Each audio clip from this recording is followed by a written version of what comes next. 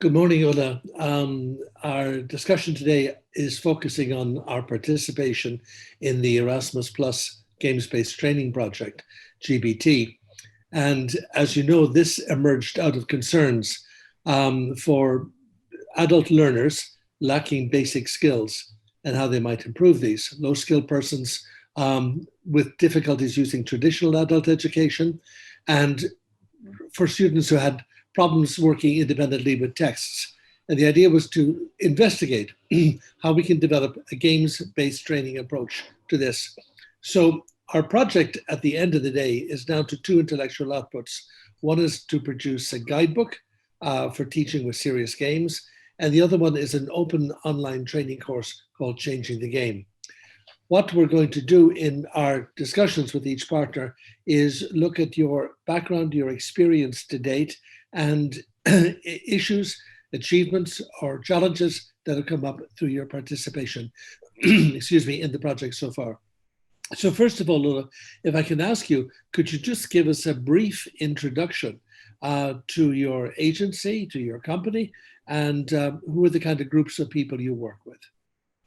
Okay, so our institute is called Berufsförderungsinstitut Wien. It's a vocational training institute situated in Vienna.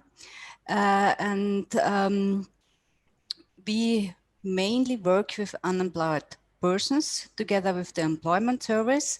So this is about 80% of our daily business. And it's a wide range. So we make, on the one hand, we make vocational training, and on the other hand, we also have participants that didn't complete their compulsory training.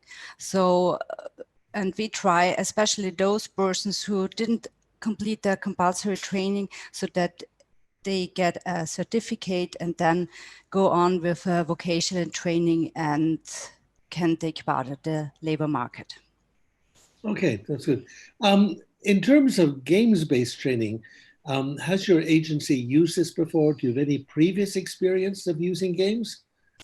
So we have some kind of previous experience. So before this project, we started together with the employment service a training, so a very small unit for, I don't know, there are maybe in the year about 100 participants or something like that.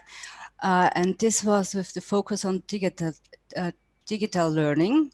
And in this digital learning, the trainers put a lot of game-based training. But this was, so we improved within the last 2 years. Yeah, so it was a real special project what employment service came up for us. And so we had already a little bit of experience, and yeah, we are improving and trying out more and more. Okay, that's a good basis anyway. Now, since you've been involved in the GBT project, could you describe the impact of the tools that we have been working on developing? And we're looking at the impact both from the point of view of staff and also from the point of view of your target audience. How have the tools impacted? So the tools we tried, we got very good feedback from both sides, so from trainers and learners. I think that was really the very first time that we asked for a real feedback from both sides, and that was very good. So the trainer said it is very good to implement games and also to discuss the term games. What is it? Yeah, how can you define it, and how can you implement it, and what is the method behind it? And they said when using the games, it is very good to motivate the students. And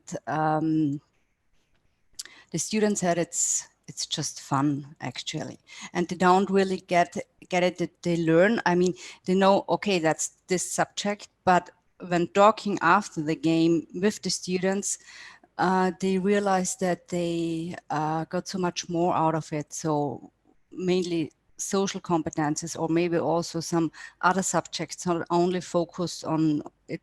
This gaming was not only focused on one subject. So, and then they realized that they learned actually a lot, and that they kept it in their mind because it was a different access to get contents. Yeah, it's a good point. And using the word fun and learning isn't always connected with many Yes. people. Generally speaking, do you feel there has been a growth in awareness about games and what they can do in terms of learning? That's something which is you can detect. You've mentioned this, but among maybe your students and among your staff. I made a survey now during the lockdown phase. Our teachers had to, so as in whole Europe, started with distance learning, and in the whole institute. So for all students, we had to find ways that we can keep the students. And I made this survey actually for another project, but then I realized that the trainers were always talking about games. So when they said they didn't know how to motivate the students in this distance learning and what to do, then they started to develop games on their own and try to keep in contact with the learners. And they said it was much more easier to get in contact with them and to motivate them when there were sometimes games in this process. Yes, and I think you've brought up an important point that this project coincides with the pandemic and COVID-19. So we not only had that, but we had the need to do everything online. In general terms, I think this is you've summed it up well.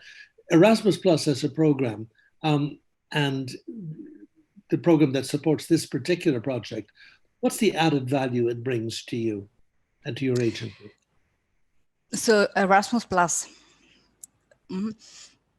Actually, Erasmus Plus is always, it's very good to get to get this exchange between different countries and between different institutions and to learn something new.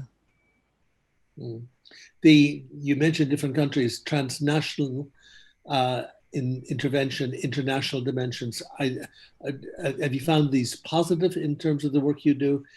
Does it add value? Yes, definitely. Definitely, Okay. yes. Yeah. Okay.